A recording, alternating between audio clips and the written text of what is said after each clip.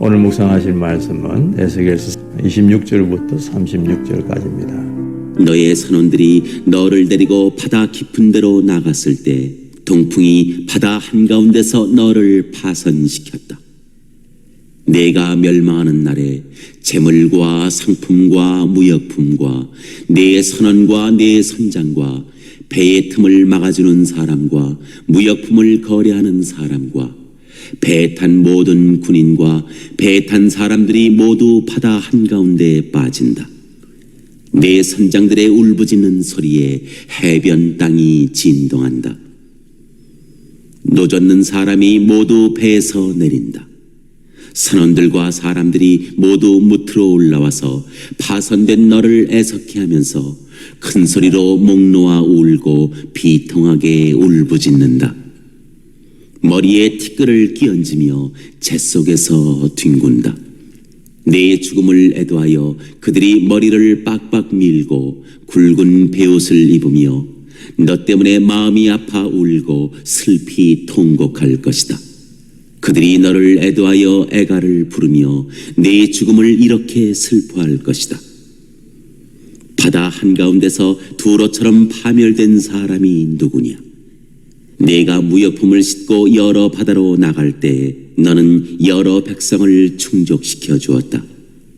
내 많은 재물과 무역품으로 세상의 왕들을 풍부하게 만들어 주었다.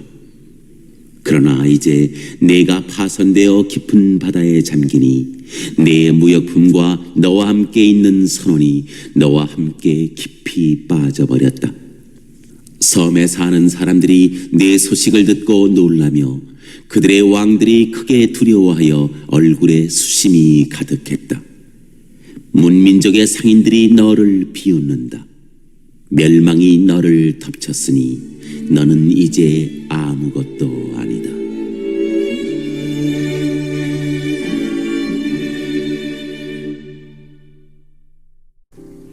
하나님께서 두로를 심판하심으로 멸망하는 장면이 계속 이어지고 있습니다.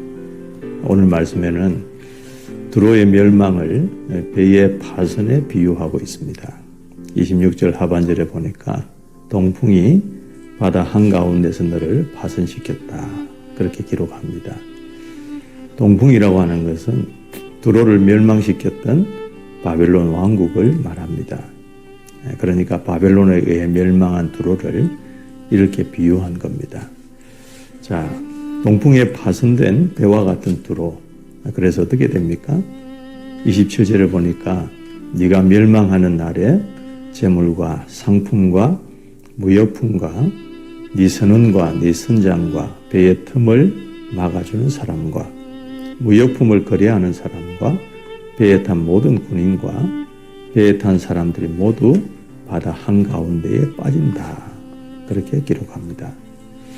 이 모든 것은 두로가 누리고 있던 겁니다. 그리고 자랑하던 것입니다.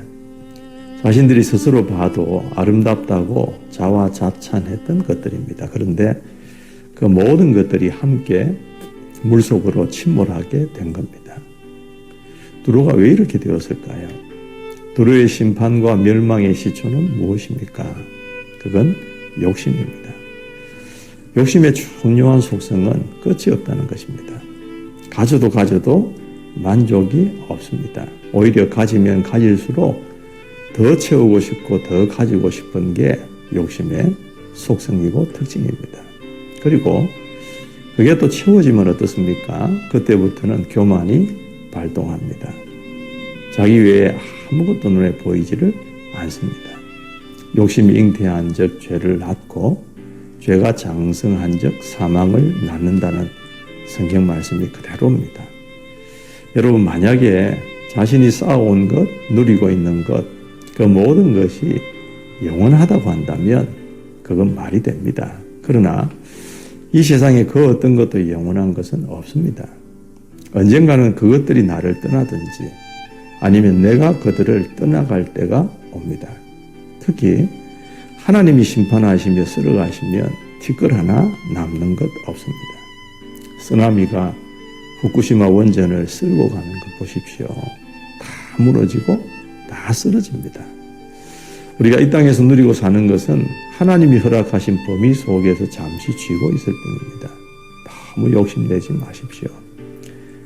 주어진 것에 만족하고 감사하면서 사는 거룩한 마음들이 필요합니다. 그리고 지금 내가 누리고 있다고 그것 내 것이라고 여기지 마십시오. 방금 말씀드렸던 것처럼 언젠가는 나를 떠납니다. 그 말은 내가 그것들의 영원한 주인이 될 수가 없다는 거죠. 그래서 흘려보내는 통로, 정직이의 삶을 사는 게 중요합니다. 그러면 하나님이 나를 믿으시고 나에게 더 많이 맡겨주신다는 것이죠.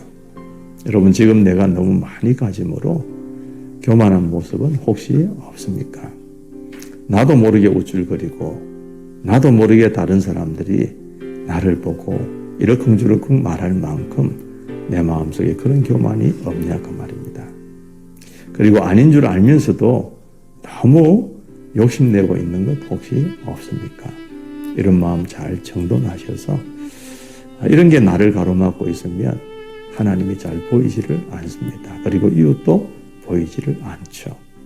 이 말씀이 여러분들에게 주어지시는 하나님의 음성이 되어서 오늘도 우리가 만족하고 감사하고 또 하나님이 보이고 하나님을 믿음으로 의지하는 그런 복되고 귀한 삶을 살아가기에 부족함이 없게 되기를 주님의 이름으로 축원합니다.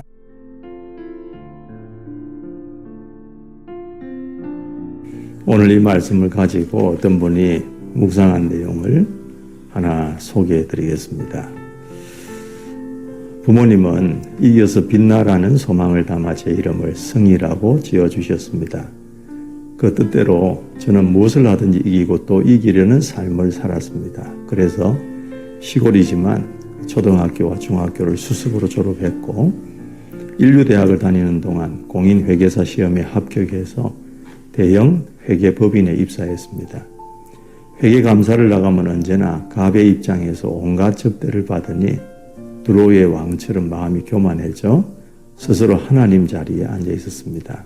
그러다가 IMF 외환 위기 때 회계법인을 나와 컨설팅 회사를 설립했습니다. 그리고 벤처기업 발굴과 투자 유치, 코스닥 상장으로 많은 돈을 벌어 풍족하게 살았습니다. 이렇게 저의 재물과 무역품이 많아지니 형들에게도 사업 자금을 빌려주며 그들도 풍부하게 했습니다. 그러나 영원할 것 같던 벤처 사업이 바다 한가운데서 폐망하는 사건이 찾아왔습니다. 그때 저는 흉년이 들자 베들레헴을 떠나 모압으로 간 엘리멜렉처럼 흉년의 때에 남은 재산을 의지하여 식구들을 데리고 외국으로 떠났습니다. 돌 위에 부딪혀 허망하게 가루가 되어 흩어질 인생임에도 그곳에서 주님은 저를 만나주셨습니다. 지인의 전도로 간 한인교회에서 주님을 영접하게 된 것입니다. 그점 한국에서 오신 한 선교사님을 만나 구원의 은혜에 감사하는 마음으로 교회를 개척하고 기도학교를 설립하고자 했습니다. 하지만 교회 개척 비용과 학교 부지 계약에 관여한 그 선교사님에게 속아 제가 주인 삼고 의지하던 모든 재물과 온 가족이 바다 한가운데 빠지는 사건이 또다시 찾아왔습니다. 예수님의 이름을 이용해 기독학교의 이사장이 되고자 한 저의 탐심 때문에 남은 재산마저 다 잃게 된 것이었습니다. 그리고 텅 빈 채로 가족과 함께 한국으로 돌아왔습니다. 결국 저는 갈 곳이 없어 제가 태어나고 자란 시골 부모님 댁 외양간을 방으로 개조하여 살았습니다. 스스로 높아져 개천에서 용났네 그런 모델이던 제가 쫄딱 망해서 돌아오자 부모님과 고향 사람들은 저로 말미암아 놀랐습니다.